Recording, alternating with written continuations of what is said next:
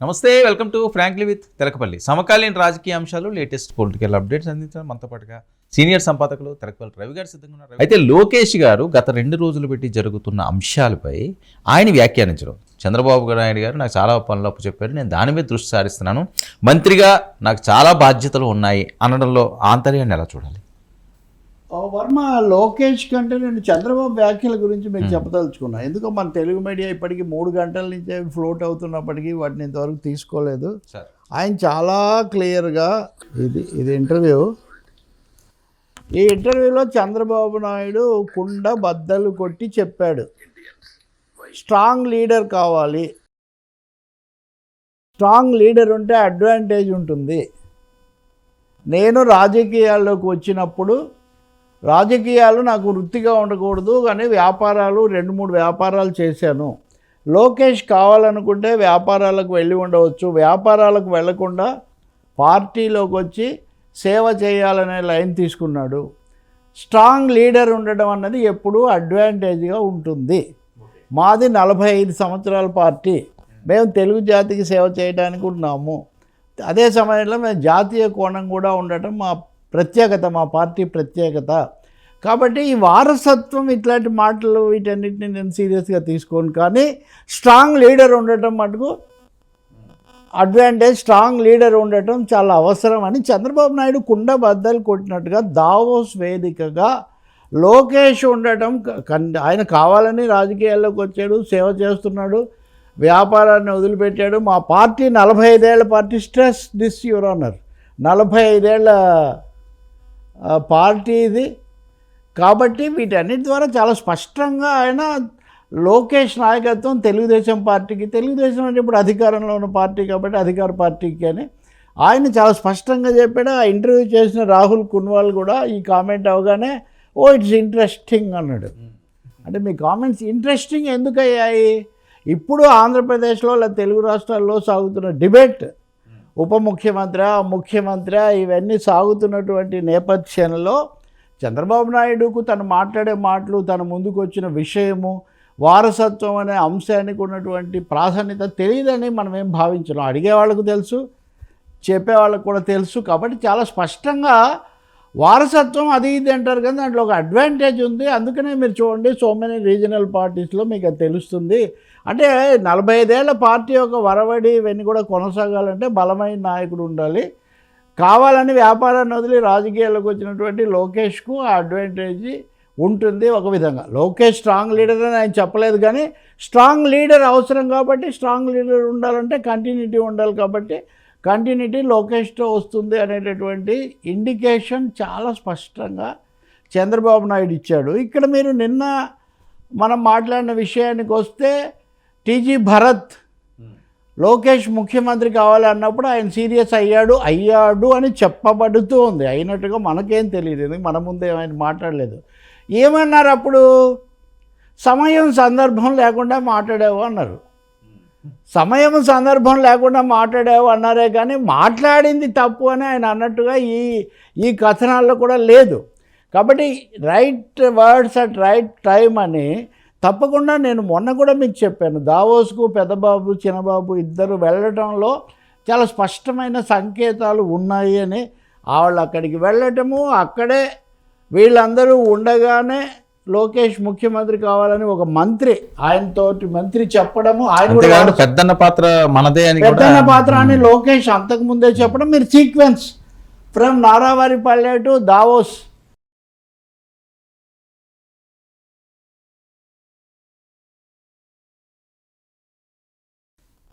తప్పకుండా strong leadership కావాలి, లోకేష్ కావాలని వచ్చాడు, పార్టీని అభివృద్ధి చేశాడు. చాలా రాష్ట్రాల్లో ఇలాంటివి జరిగాయి. కాబట్టి దీన్ని వారసత్వం అనకండి, continuation of leadership, continuation of leadership. వారసత్వం ఈ పదాలన్నీ అవన్నీ ఇది కాదు అని చెప్పి అంతటితో ముగించారు. మళ్ళీ దాన్ని కొనసాగించలేదు కూడా. మీకు తెలిసి ఇంటర్వ్యూలు చేసేటప్పుడు ఇవి ఎలా ఉంటాయని. అందుకని నేను అనుకుంటాను చంద్రబాబు నాయుడు దీనికి ఆన్సర్ చెప్పారు. నేను దీనికి కొనసాగింపుగా ఇంకొక 2 విషయాలు చెప్తాను. మీరే అనుకుంటాను ఒక ఇది చేశారు, అనాలిసిస్ ఏదో ఇచ్చారు. పవన్ కళ్యాణ్ వాళ్ళ పార్టీ వాళ్ళకి చాలా బలంగా ఆదేశాలు ఇచ్చారు, ఈ అంశాన్ని మీరు మళ్ళీ సాగదీయకండి, దీన్ని ముగించండి అని చెప్పారు అని పవన్ కళ్యాణ్ చెప్పిన దాని అర్థము చంద్రబాబు చెప్పిన అర్థం కూడా దాదాపు ఒక చోటికే చేరుతుంది. లోకేష్ డిప్యూటీ కాకుండా నేరుగా ముఖ్యమంత్రి అవుతాడు అని కొంతమంది అత్యుత్సాహవంతులైన తెలుగుదేశం నాయకులు చెప్తూ ఉన్నారు. పవన్ కళ్యాణ్ ఈ అంశం మీద అనవసరంగా చర్చ పెట్టకండి అని అంటున్నారు. దీని అర్థం ఏంటంటే కొంచెం కనుక పవన్ కళ్యాణ్ కూడా ఈ విషయం తెలుసు. పెద్ద పార్టీగా 120 స్థానాలు ఉన్న పెద్ద పార్టీగా వాళ్ళు దే కాల్ ది షార్ట్స్. కాబట్టి లోకేష్ను మేము ముఖ్యమంత్రిగా ఎన్నుకుంటామని తెలుగుదేశం లెజిస్లేచర్ పార్టీ నిర్ణయిస్తే పవన్ కళ్యాణ్ దాని మీద చేసేదేమీ లేదు చేసేది కూడా లేదు. అందుకని చంద్రబాబు నాయుడు చాలా క్లియర్గా దీనికి నేను ఉదయం లోకేష్కు సన్నిహితులైన ఒకరిద్దరితో మాట్లాడాను, తెలుగుదేశం వాళ్ళు మామూలుగా యాజ్ ఏ మీ జర్నలిస్ట్గా. మేము ఈ చర్చ కావాలని తేలేదు, కొంతమంది కావాలని తెచ్చిన మాట నిజమే, కానీ ఇదంతా సహజమే కదా, ఇందులో పెద్ద ఆశ్చర్యమైన విషయం ఏముంది. లోకేష్ నెక్స్ట్ లీడర్ తెలుగుదేశం అనేది చాలా క్లియర్ అయినప్పుడు ఇది పెద్ద సమస్య ఏముంది అన్న అభిప్రాయం ఒకటి. ఇంకా కొంచెం కాంప్లికేషన్స్ కూడా ఉన్నాయి, అవి మనం తర్వాత మాట్లాడవచ్చు. కానీ మీరు అన్నట్టుగా లోకేష్ కూడా ఏమన్నాడు, ఇవన్నీ అనవసరం, ఈ చర్చలు ఎందుకు చేస్తారు, డిప్యూటీగా నాకు ఇప్పుడు చాలా చేతి నిండా పని ఉంది అన్నాడు. చేతి నిండా పని అంటే స్ట్రాంగ్ లీడర్షిప్, ఇంకేముంది.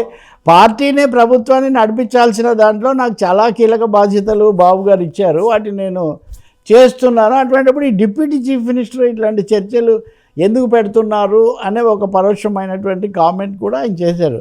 అందుకని ఆంధ్రప్రదేశ్ యొక్క నాయకత్వ సమస్యకు దావోస్లో సమాధానం దొరికిందేమో అని నేను అనుకుంటున్నాను. అక్కడ మీరు కనుక చాలా ఇంట్రెస్టింగ్గా రేవంత్ రెడ్డి కూడా కలిశాడు చంద్రబాబు నాయుడుకి. రేవంత్ రెడ్డి కూడా ఇప్పుడు కావడానికి కాంగ్రెస్లో ముఖ్యమంత్రి అయ్యాడు, కానీ ఆయన కూడా అంతకుముందు వీళ్ళిద్దరూ 2015లో మొదటిసారి జిహెచ్ఎంసీ ఎన్నికలు జరిగినప్పుడు అటు లోకేష్ రేవంత్ రెడ్డి కలిసే కాంగ్రెస్ పార్టీలో తెలుగుదేశం పార్టీలో కలిసే వాళ్ళు. అప్పుడు లోకేష్ తెలంగాణకు ఇన్ఛార్జిగా ఉంటాడని అనుకునేవాళ్ళు, తర్వాత మారిపోయింది.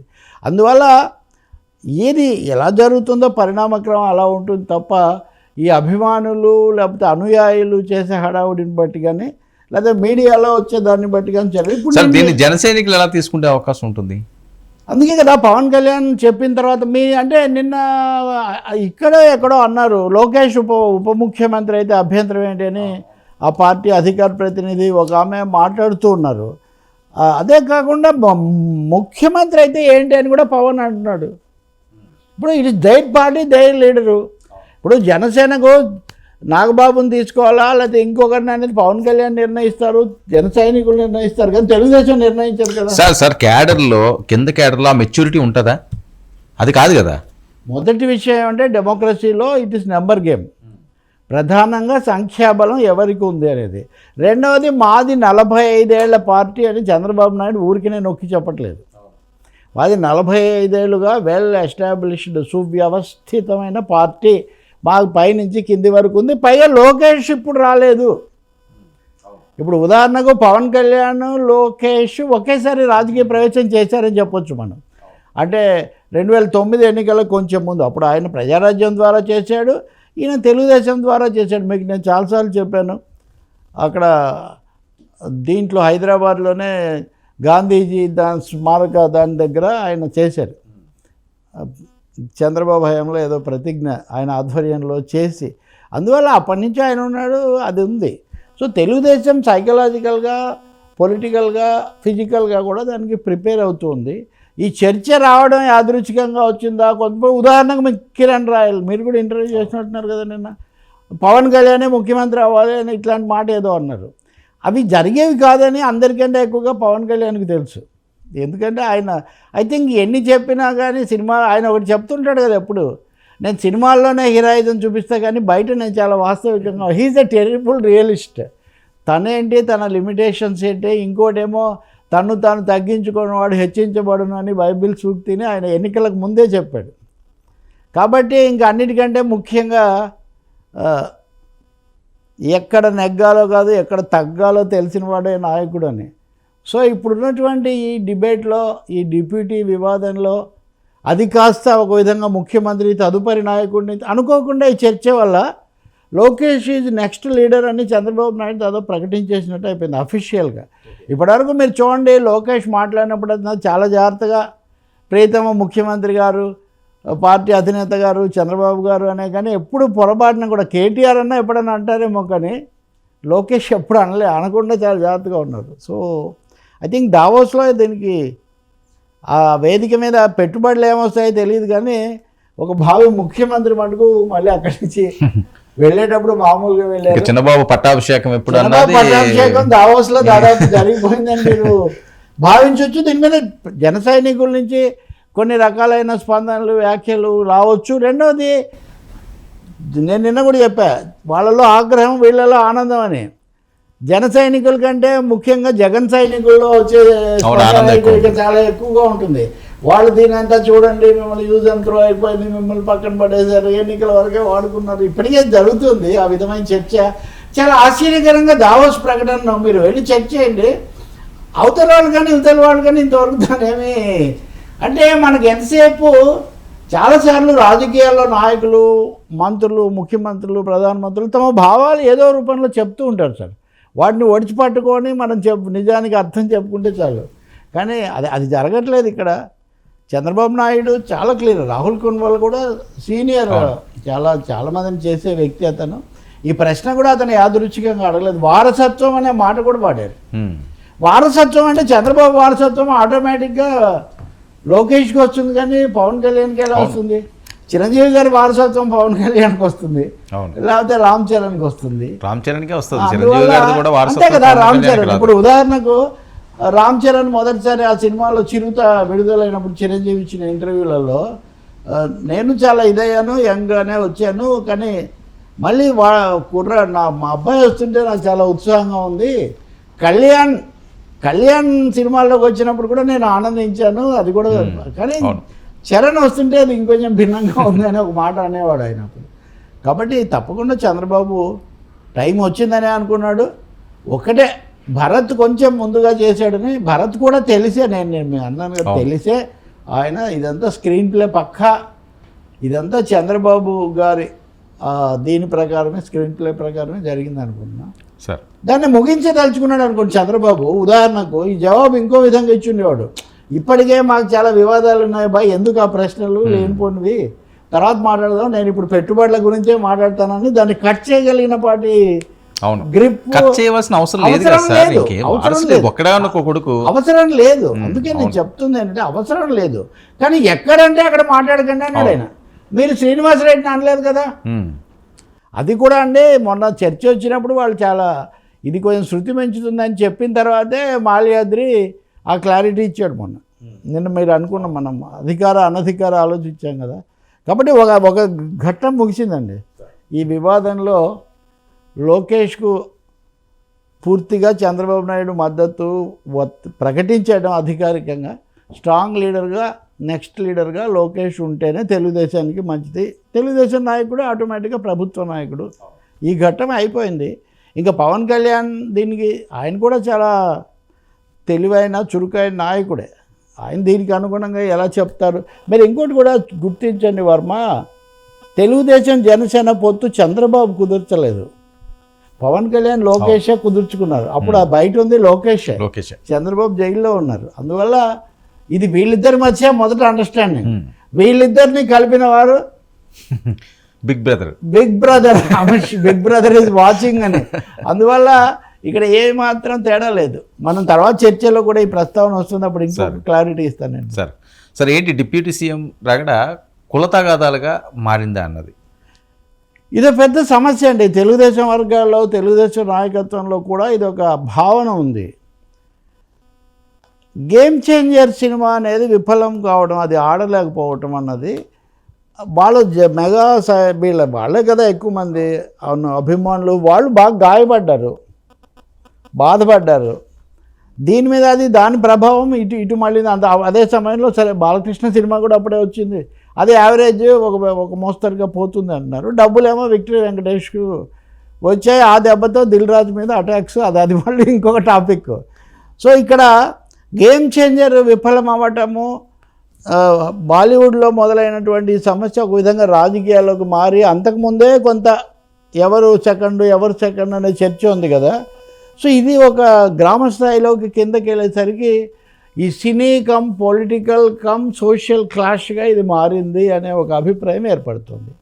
ఇదే సమయంలో మనం నిన్న మాట్లాడినట్టుగా ఏబి వెంకటేశ్వరరావు లాంటి వాళ్ళు చాలా బాహాటంగా కుల భాష మాట్లాడటము, జగన్ రాకుండా చేయాలంటే మనం తప్పకుండా మనము అంటే ఇక్కడ చాలా అండర్లైన్ మనము అంటే కులము అని ఆయన కుల సభల్లోనే చెప్తున్నారు. దీని మీద తెలుగుదేశం వాళ్ళకు కూడా పెద్ద సంతోషంగా లేదు. ఏబి వెంకటేశ్వరరావు అనవసరంగా మమ్మల్ని ఇరకాటంలో పెడుతున్నాడు, ఆయనకి ఇంకేం పదవి ఇచ్చే ఆలోచన చంద్రబాబుకు లేదు, పదవి రావడం లేదన్న ఒక అసంతృప్తి ఆయన అభిమానుల్లోనూ ఆయనలో ఉందో లేదో నాకు తెలియదు, ఆయన వెనుకున్న వాళ్ళల్లో మటుకు అది ఉంది. దాంతో వాళ్ళు అత్యస్తుంటే అదే సమయంలో ఈ సినిమా విఫలమైపోయి ఇది కూడా వచ్చేసరికి రాజకీయంగా తెలుగుదేశంలో నెంబర్ 2 తెలుగుదేశం జనసేన మధ్యలో వచ్చి ఇవన్నీ కూడా కలిసి ఏపీలో ఒక కులపరమైన విభజన. ఇప్పుడే మీరు చూడండి, హరిరామ జోగయ్య గారు ఇన్ని రోజులు ఆగిన ఎన్ననే లేఖ ఎందుకు రాశాడు అంటే సమయమాణిక్యం అని ఎప్పుడు లెటర్ రాయాలో ఆయనకు బాగా తెలుసు. సో ఆ లేఖ నిన్న ఆయన విడుదల చేశారు. ఇప్పుడు కాపుల రిజర్వేషను పదవుల్లోకి తీసుకోవటము, ఈ చర్చలన్నీ కూడా ఇప్పుడు ముందుకు బయటికి వస్తున్నాయి. కాబట్టి ఒక విధంగా ఏపీలో మళ్ళీ ఎన్నికల ముందు బాగా వచ్చిన ఈ కులపరమైనటువంటి కోణం అన్నది మళ్ళీ పెంచుతున్నారు. దీన్ని ఎలా డీల్ చేయాలని చంద్రబాబు నాయుడు కూడా బాగా కొంచెం మథనం చేస్తున్నారని చెప్పి అంటున్నారు. ఇంకా అది సినిమా రంగంలో ఎలా ఉంటుంది, అక్కడ ఎలా ఉంటుంది అనే చర్చ ఒకటైతే సీరియస్ గేమ్ చేంజర్ అన్నది రాజకీయాల మీద కూడా గేమ్ చేంజర్గా కొంచెం మారింది, సోషల్ గేమ్ చేంజర్గా కూడా అది మారింది అనే అభిప్రాయం. దాంట్లో ఇంకోటి కూడా మీరు చూస్తారు కదా, కావాలని ట్రోల్స్ చేశారు, కావాలని ఆ సినిమాని లీక్ చేశారు, కావాలని దెబ్బతీశారు. ఈ కావాలని చేసిన వారు ఎవరు? కావాలని చేసిన వారు ఎవరు? ఇది పెద్ద ప్రశ్న ఇక్కడ.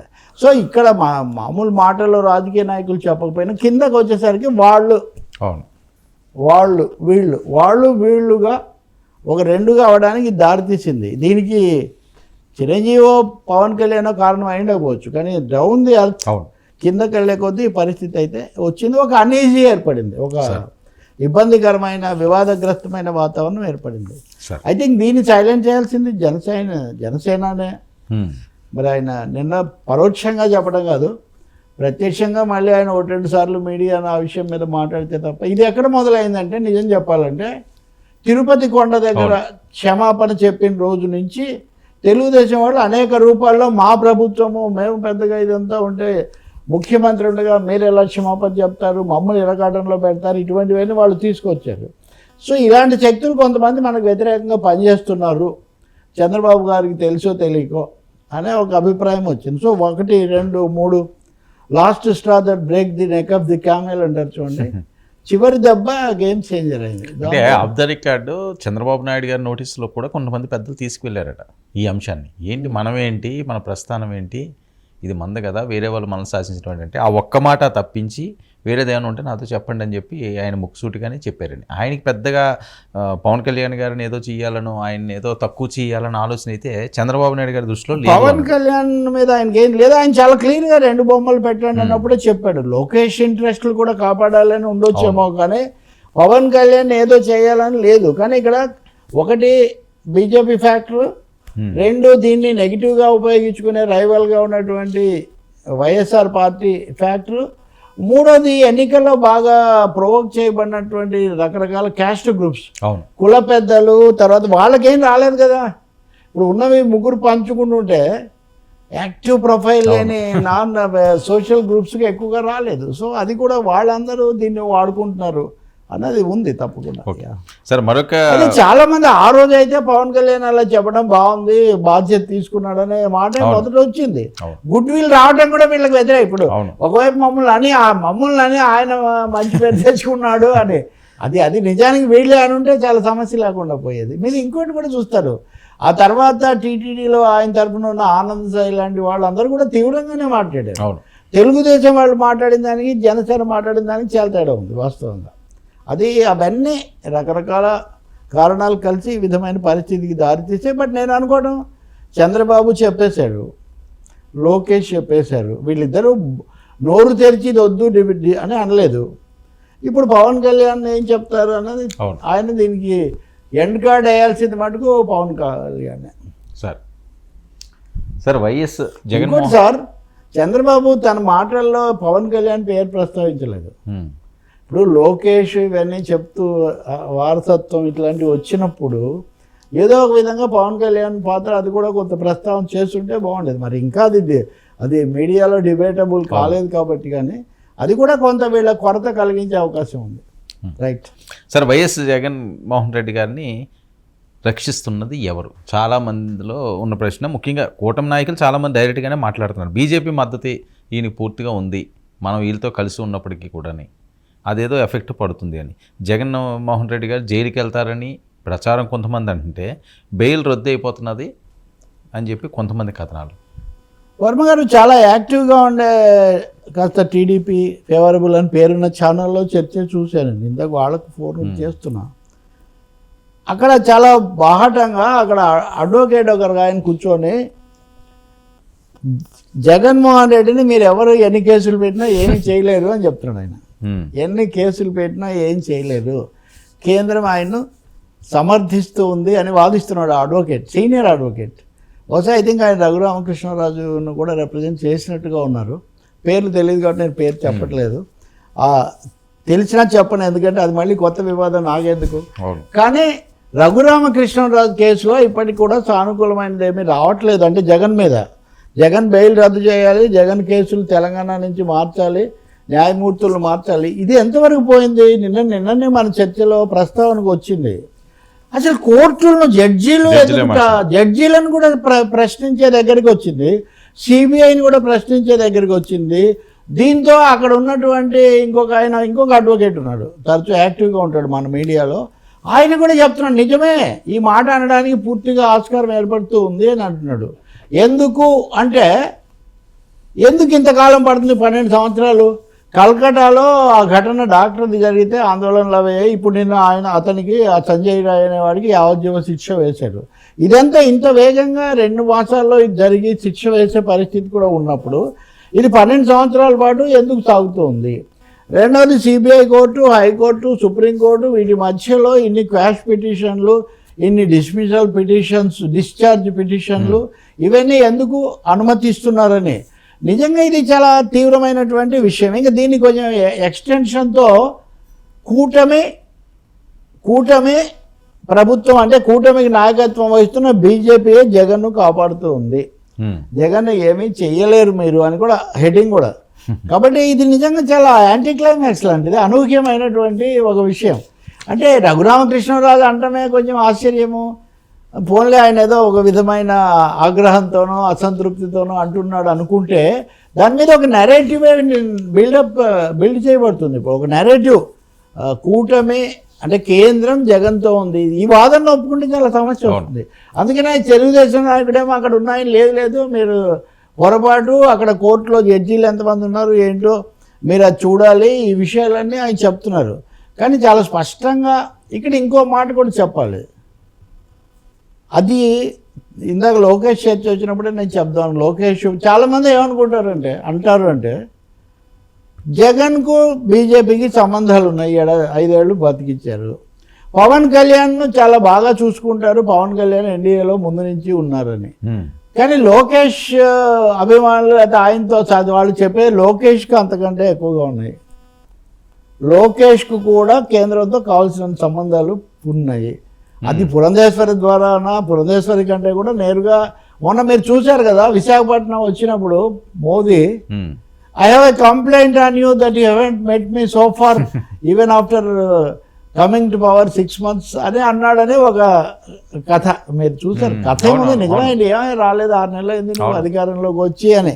అంటే వీటన్నిటి ద్వారా వాళ్ళు ఇస్తున్న మెసేజ్ ఏమంటే లోకేష్కు కావాల్సినంత సాన్నిహిత్యం ఉందని. మరి లోకేష్కు ఈ ముగ్గురికి ఇంత సంబంధం ఉన్నప్పుడు కేంద్రం జగన్కి అనుకూలమైన వైఖరి ఎలా తీసుకుంటుంది? కానీ కోర్టు ముందు ఉన్నాయి, కోర్టులో అవి తేలటం లేదు అనే అసంతృప్తి వీళ్ళకి ఎక్కువైపోయి ఇప్పుడు ఇది సెకండ్ రౌండ్ అనమాట. అంటే మీరు ఇందాక చేసిన డిప్యూటీ చీఫ్ మినిస్టర్ వివాదం ఒకటైతే కేంద్రం జగన్కు వత్తాసు పలుకుతూ మా కేసులు చేయడం లేదు, రెండోది నా మీద దౌర్జన్యం చేసిన రెండు కంప్లైంట్లు ఇప్పుడు రఘురామకృష్ణరాజుకు. కేంద్రం మీద కంప్లైంట్ ఏమో జగన్ కేసులు తొందరగా తేల్చాలని. రాష్ట్రం మీద కంప్లైంట్ ఏమో CID. పోలీస్ సిఐడీలకు శిక్ష సునీల్ వేయాలని. సునీల్ ఈ కుమార్. రెండు కంప్లైంట్స్ ఎటుపోతాయో మనకు తెలియదు, కానీ బట్ ఇది ఎక్స్ట్రీమ్. దీని మీద కేంద్రం ఈరోజు కాదు రేపైనా సరే. స్పందించాల్సిన పరిస్థితి కూడా వస్తుంది. లోకేష్ లేకపోతే చంద్రబాబు ఈ వాదన ఒప్పుకోవడం కూడా కష్టం. ఎందుకంటే వాళ్ళు అంతకుముందు సిబిఐని బయట పెట్టారు రాకూడదని అనుమతి, మళ్ళీ తర్వాత అనుమతి ఇచ్చారు. చాలా రాజకీయ మలగుల్లాలని కూడా వాళ్ళు పడ్డారు. అటువంటిప్పుడు ఈయన వచ్చి జగన్ను కేంద్రం రక్షిస్తుంది అనే వాదన తీసుకుంటే అసలు ఎన్డీఏ కూడా ఒక పెద్ద పునాదే పోతుంది. అవును. సో ఎలా స్పందనలు వస్తాయో. మూడోది కోర్టును కూడా అబ్జెక్షన్ తీసుకోవచ్చు. సిబిఐ అంటే సరే పంజరంలో చిలుక అని అప్పుడప్పుడు చర్చకు వస్తూ ఉంటుంది, అంటూ ఉంటాము ఏది వాళ్ళు ఉంటే వీళ్ళనని. కానీ జడ్జీలు ఎలా అంటారండి 1-2 సార్లు? అంటే ఏమన్నారు తెలుసా, కరెక్ట్గా అప్పుడే జడ్జీలు బదిలీ కావడం, జడ్జీలు అప్పుడే సెలవు మీద వెళ్ళటం, ఇవన్నీ యాదృచ్ఛికంగా జరుగుతాయా ఈ భాషలో మాట్లాడుతున్నారు. ఐ థింక్ ఇది ఒక సీరియస్, ఒక తీవ్రమైన వివాదం కాబోతుంది. ఇది చూడాలి ఏం చెప్తారు. కానీ తొందరగా పరిష్కరిస్తే మంచిది.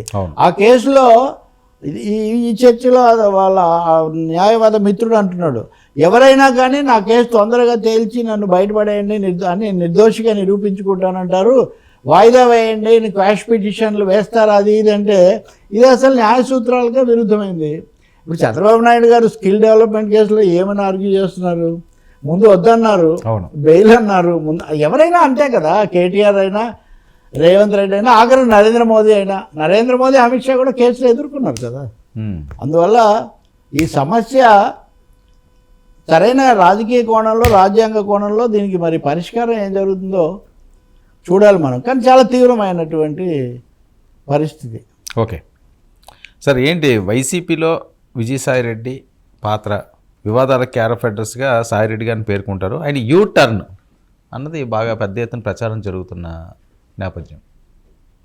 అదే యూటర్న్ ఇప్పుడు జగన్ వయసు ఎట్లా ఉన్నా విజయసాయిరెడ్డికి ఎక్కువగా సోషల్ మీడియా విజయసాయిరెడ్డి వాళ్ళు ఎక్కువగా ఉంటారు. ఆయన మనుషులు, ఆయన సూచనలు అవి. ఇప్పుడు ఈ పవన్ లోకేష్ వివాదం అన్నదాన్ని ఇంత పెంచడంలో కూడా విజయసాయిరెడ్డి ఆశీస్సులు చాలా ఎక్కువగా ఉన్నాయి. ఆ మీడియా మొత్తం అంటే ఆయనతో పాటు ఉన్న వీళ్ళందరూ కూడా పవన్కి అనుకూలంగా లోకేష్కి వ్యతిరేకంగా దీన్ని ఎక్కువగా వాడుతున్నారు అనేది ఒక బలమైన ఒక అభిప్రాయం. దీనికి రెండో వెర్షన్ ఏంటంటే Vijayasai Reddy is more or less with Pawan, he will sail with Pawan and or BJP for that matter. BJP చేర్చుకోవచ్చు. కాబట్టి అటువైపు అది పెరిగి మీరు చూస్తే ఈ మధ్యకాలంలో జగన్ విజయసాయిరెడ్డిని కలిసి మనం ఏం చూడం. అవును, ఈ మధ్య ఎప్పుడు కనిపించలేదు. నిజానికి సజ్జల రామకృష్ణారెడ్డి కూడా బయట కనిపిస్తుంది చాలా తక్కువ, కానీ అప్పుడప్పుడన్నా ఆయన కనిపిస్తున్నారు. విజయసాయిరెడ్డి జగన్మోహన్ రెడ్డి కనపడకపోవటము, ఎన్ని గొడవలు జరుగుతున్నా కానీ మిగతా పార్టీలను విజయసాయిరెడ్డి ఏమీ అనకపోవటము. ఇంకోటి నిన్నటి నుంచి జరుగుతుంది ఏంటంటే, ఒక 2 నెలల కిందట మన సమయాన్ని ఆక్రమించిన కాకినాడ సీపోర్ట్ వివాదం, దాన్ని ఈయనకు సంబంధించిన కుటుంబ సభ్యులకు సంబంధించిన అరబిందో వాళ్ళు వదులుకోవడానికి కూడా సిద్ధమయ్యారు. వాళ్ళకి ఇచ్చేస్తాము అంటే పరిష్కారం దిశలో నడుస్తున్నారని. ఇవన్నీ వైసీపీ వాళ్ళు తీసుకున్న వైఖరికి, అధికారిక వైఖరికి ఇప్పుడు జరుగుతున్నట్టుగా వస్తున్న పరిణామాలకు పొంతన ఉండట్లేదు. కాబట్టి Vijayasai Reddy maintaining a soft stand, ఒక మెత్తగా వైఖరి, కొంచెం సానుకూల వైఖరి అటువైపు అనుసరిస్తూ ఉన్నారు. ఇటు తాడేపల్లి కంటే ఆయన ఢిల్లీలో బీజేపీ పెద్దల దగ్గరికి ఎక్కువ దగ్గరగా వెళ్తున్నారు. కాబట్టి ఆంధ్రప్రదేశ్ రాజకీయాలు ఇప్పటివరకు చిన్న తలకాయలు చాలా మారాయి. వైసీపీ నుంచి జనసేనలోకి బీజేపీలోకి ఈ పెద్ద తలకాయ కూడా మారే అవకాశం ఉందని అని నాతో అన్నవాళ్ళ మటుకు వైసీపీ వాళ్ళే. మనం చూడాలి. పైగా ఇప్పుడు మారిన వాళ్ళందరూ ఎక్కువ మంది విజయసాయి సన్నిహితులు, ఇంక్లూడింగ్ మొన్న మారిన మిత్రుడితో సహా. సరే, ఏంటి ఏపీ బీజేపీ అధ్యక్షుడు ఎవరన్న దానిపై సస్పెన్స్, రెడ్డా లేదా కాపు సామాజిక వర్గమా? ఎందుకంటే ఎక్కువ ఓట్స్ ఐ థింక్ కాపు సామాజిక వర్గం ఉందని మాట్లాడేసి, మరొక వైపు కిరణ్ కుమార్ రెడ్డి గారు ఇంకా అధ్యక్ష పదవి చేపట్టబోతున్నారు, అందుకనే కొన్ని వ్యాఖ్యలు ఆయన చేశారు అని చెప్పి మాట్లాడే పరిస్థితి. రాయలసీమ వాసులకి ఈసారి అధ్యక్ష పదవి ఇచ్చే అవకాశం ఉంటుంది అన్నది ఎవరికి ఇవ్వాల్సిన అవసరం? మీరు 2 కులాల పేర్లే చెప్తున్నారు. సుజనా చౌదరి గారు కూడా ఉన్నారు, ఆయన శాసనసభ్యుడిగా కూడా ఉన్నారు, మాజీ కేంద్ర మంత్రిగా కూడా ఉన్నారు. సరే, రకరకాల మొత్తానికి బీజేపీ అనేది కొంచెం ఒక సందిగ్ధంలో ఉంది. టీడీపీ జనసేన మధ్యలోనే జరుగుతుంది కాబట్టి వాళ్ళు కొంచెం మార్కింగ్ టైం అన్నట్టుగా ఉన్నారు. కానీ పురంధరేశ్వరిని తక్షణం తొలగించడం కాదు, మార్చాలి. అప్పుడు ఏదో పెట్టారు కానీ she more close to Telugu Desam than to BJP. బీజేపీకి ఉపయోగపడిన దానికంటే ఆమె ఉనికి, ఆమె పదవి తెలుగుదేశంకి ఎక్కువగా ఉపయోగపడుతుంది పరోక్షంగానే అభిప్రాయం బీజేపీ వర్గాల్లో, మరీ ముఖ్యంగా ఆర్ఎస్ఎస్ వర్గాల్లో, సంఘ పరివారంలో ఈ అభిప్రాయం బలంగా ఉంది. కానీ ఇంకా చాలా వీర సైనికుడైనటువంటి ఆర్ఎస్ఎస్ ఆయన సోమవీర్రాజు టర్మ్ ఏమో అయిపోయింది. కాబట్టి ఇప్పుడు ఎవరిని అంటే ఆర్ఎస్ఎస్కి అనుకూలమైన వాళ్ళను మీరు చెప్పిన క్యాస్ట్ ఈక్వేషన్స్ కూడా తీసుకొని రూపొందిస్తారా లేదా అనేది వచ్చినప్పుడు సుజనా చౌదరి పేరు కూడా వచ్చింది. వాస్తవంగా నాకు తెలుసు, ఓ 2 ఏళ్ల కిందట ఆయన చాలా ఉత్సాహంగా బీజేపీని పట్టాలు ఎక్కించి దాని ద్వారా రావాలి పద్ధతిలో ఆయన ఉండేవాళ్ళు. కానీ ఆయనకు అంతగా ప్రోత్సాహం అనుకూలత అంత రావట్లేదు పార్టీ నుంచి అని చెప్తున్నారు. 2-3 పేర్లు చెప్తున్నారు. వాళ్ళలో ఒకటి అనూహ్యమైన ఒక పేరేమో నాతో ఎవరో తెలుగుదేశం వాళ్ళు కూడా ఉన్నారు, ఈయన అవ్వచ్చేమో ఆయన అవ్వచ్చేమో ఈ పద్ధతిలో. ఎమ్మెల్యేగా ఉన్న ఒక బీసీ వర్గానికి చెందిన ఒక డాక్టర్ ఒక ఆయన, ఇలాంటివన్నీ. ఇంకోటి ఏమో ఎప్పటి నుంచో ఉండి తీవ్రంగా అంటే జగన్కి అనుకూలం అని పేరు పొంది కూడా చంద్రబాబుతో కూడా చేయలేనటువంటి విష్ణువర్ధన్ రెడ్డి, ఇలాంటి పేర్లన్నీ కూడా వినిపిస్తున్నాయి. దీన్ని తేల్చుకోకుండా వాళ్ళు కాలక్షేపం చేస్తున్నారు. గతంలోనే అన్నట్టుగా జేపీ నడ్డా స్థానంలో ఎవరిని నియమిస్తారో అనేది పైన తేలితే పెద్దక్క ఓలి తెగితే చిన్నక్క ఓలి అదే తెగుతుందని ఒక సామెత. కాబట్టి అక్కడ తేలితే దాని ప్రకారం ఇది తేలుతుంది. నేను ఏపీ గురించే కాదు, తెలంగాణలో కూడా బండి సంజయ్ పక్కగా ఆయన మంత్రిని చేశారు. నెక్స్ట్ ఎవరు? ఈటెల రాజేందర్ పేరు చాలా ఎక్కువగా ఉంది. కానీ ఈటెలకు గతంలో రాడికల్ నేపథ్యం ఉంది, ఆయన ఎమ్మెల్బీటీలో పనిచేశారు. అందుకనే మీరు చూస్తే ఈటెల ఈరోజు ఉదయం ఏదో దేవాలయ శంకుస్థాపన ఏదో చేశారు, ఉదయం నుంచి వివాదం కూడా నడుస్తుంది. కొంచెం తన పాత ఇమేజ్ అది కొంత తగ్గించుకోవాలని కూడా ఈటెల కొంత ప్రయత్నం కూడా చేస్తున్నారు. ఇంకోటేమో 2 సార్ల నుంచి పోటీ పడి వెనక్కు తగ్గిన రామచంద్రరావు లాంటి వాళ్ళు ఉన్నారు. ఇంకా వీళ్ళందరూ కాకుండా ఫైర్ బ్రాండ్ రఘునందన్ అడ్వకేటు ఇది కూడా ఉన్నారు.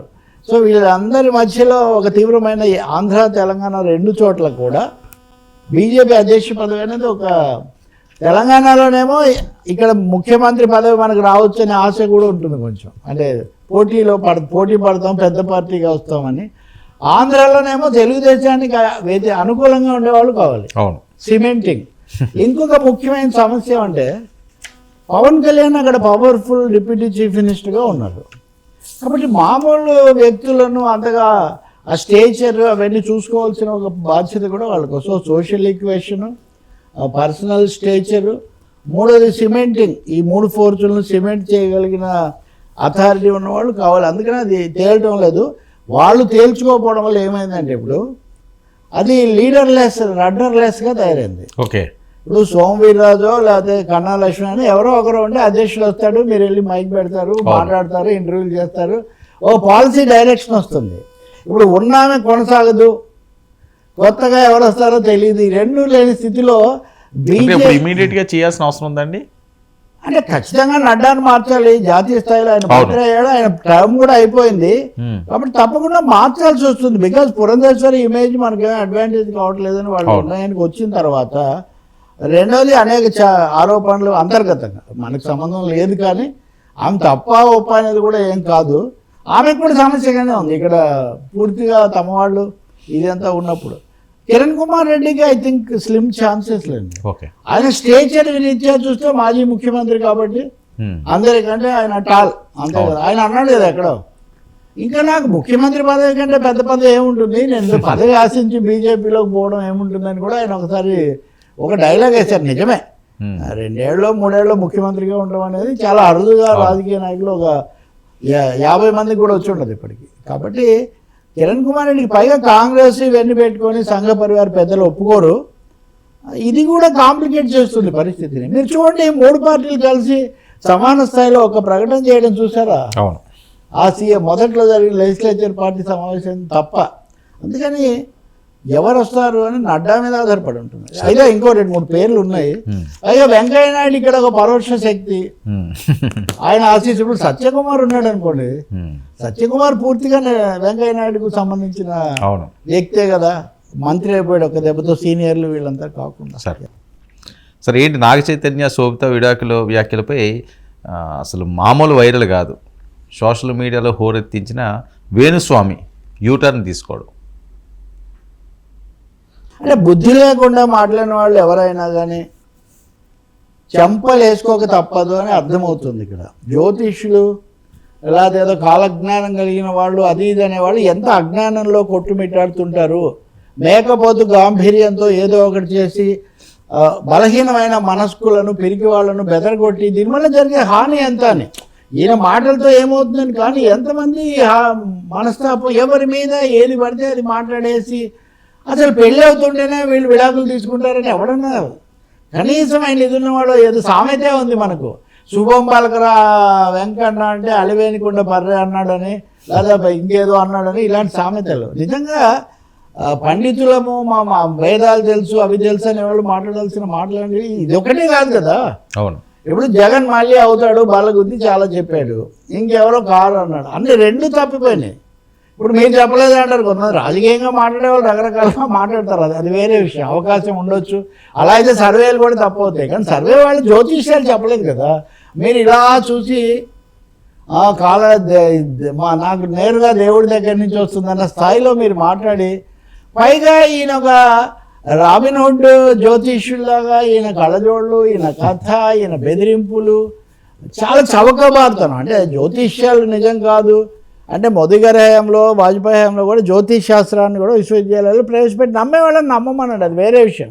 అధికార ముద్ర వేయటము, దాని ద్వారా బెదిరించాలని ప్రయత్నించటము మీరు చూస్తున్నారు కదా. కొంతమందితో క్షుద్ర పూజలు లాంటివి చేయించటము, లేదా మేము చెప్తే జాతకాలు అంటే ఎవరు పవర్ఫుల్ అండి? అంటే నేను అంటున్నాను, ఒకవేళ రాశిగతులను చూసి లేకపోతే వాళ్ళ దీన్ని బట్టి ఇది ఇలా జరుగుతుందని మీరు చెప్పారనుకోండి, మీరు జూబ్లీ హిల్స్లో మీరు హోమం చేస్తే అవన్నీ మారిపోతాయా? అంటే వాళ్ళకంటే మీరు పవర్ఫుల్లా? ఇవన్నీ చాలా తర్క విరుద్ధమైనవి. రెండవది, ఈయన మామూలుగా ఏం తగ్గలేదండి. ఇదిగో జర్నలిస్టులు వాళ్ళు వెళ్ళి దాని మీద కేసు వేశారు, మహిళా కమిషన్ నోటీస్ ఇచ్చింది, దాని మీద శిక్ష నుంచి తప్పించుకోవడానికి ఆయన ఇప్పుడు క్షమాపణ చెప్తున్నారు. కానీ నిజంగా ఆయన చెప్పే దాంట్లో ఏమాత్రమైన చిత్తశుద్ధి ఉంటే భవిష్యత్తులో ఇలాంటి ప్రేలాపనలు మానివేయాలి. అనవసరమైన సవాళ్లతో హడలగొట్టడం, బెదరగొట్టడం మానేయాలి. అసందర్భమైన, అవాంఛనీయమైన, వికృతమైన మాటలు మానేయాలి. జ్యోతిష్యాల ముందు నీ జ్యోతిష్యమే, నీ భవిష్యత్తే నీకు తెలీదు. తెనాలి రామలింగడి కథ ఉంది కదా, ఒకటి రామలింగడి రాయల్ గారు రాస్తానానికి వచ్చి సవాల్ చేస్తాడు, భూత భవిష్యత్ వర్తమాన కాలాలని చెప్తానంటాడు. తెనాలి రామలింగడు వాడిని ఇలా పైకి లేపుతాడు, వారైనా నేను కింద పడేస్తానా లేదో చెప్పమంటాడు. వాడు తలకిందులు అయిపోతాడు. ఎందుకనంటే నువ్వు పడేయవు అని చెప్తే తెనాలి రామలింగడు తప్పకుండా పడేస్తాడు, పడేస్తావని చెప్తే గ్యారంటీగా పడేస్తాడు. నువ్వే చెప్పావు కదా పడేస్తావని. సో తెనాలి రామలింగడి కథ ఇలాంటి వాళ్ళు ఒకసారి గుర్తు తెచ్చుకోవాలి. మూడవది పెళ్ళిళ్ళు, అప్పటికే వాడు కొంత సమస్య అంతకుముందు కూడా చెప్పాడండి. ఏది వాళ్ళిద్దరు విడాకులు తీసుకుంటానని నేను ఎప్పుడో చెప్పాను. ఎలా చెప్పావు స్వామి నువ్వు? వాళ్ళకే తెలియని విషయాలు. అందుకని ఎవరికి వెళ్ళు అన్నీ మీ చేతుల్లోనే ఉంటే ఇంక మిమ్మల్ని రాష్ట్రపతిగానో లేకపోతే ఇంకేది చేస్తే ఏ సమస్య ఉండదు కదా దేశానికి. ఇంక అన్నీ మీరే ముందే నిర్ణయం చేసేస్తుంటారు కదా. అందుకని వస్తే నా మాయ, పోతే నీ కర్మ అనే ఒక సిద్ధాంతం ఉంది. జరిగితే నా గొప్ప, జరగలేదనుకో నీ కర్మ, నీ అజ్ఞానం, నువ్వు చేయలేదని. ఇది చాలా గుణపాఠం. ఇది దీన్ని అజ్ఞానంతోనో, అవగాహన లోపంతోనో, ఆందోళనతోనో ఇలాంటి వాళ్ళు వెనక పోయే మిత్రులు పోయి కళ్ళు తెరవడానికి ఇది ఉపయోగపడుతుందని నేను ఆశిస్తూ, ఇంకొకసారి కనుక ఇటువంటిది చేస్తే ఈసారి కోర్టుల దాకా అక్కర్లేదు, ప్రజలు మరి ముఖ్యంగా మహిళలు పాఠం చెప్తారు అని. దీని మీద ఎంతమందితో సవాల్ చేశాడండి, చాలా తప్పండి ఇది. Right sir, thank you so much Ravi గారు. ఇది ఈనాటి frankly with Telakapalli. Station to 99 news.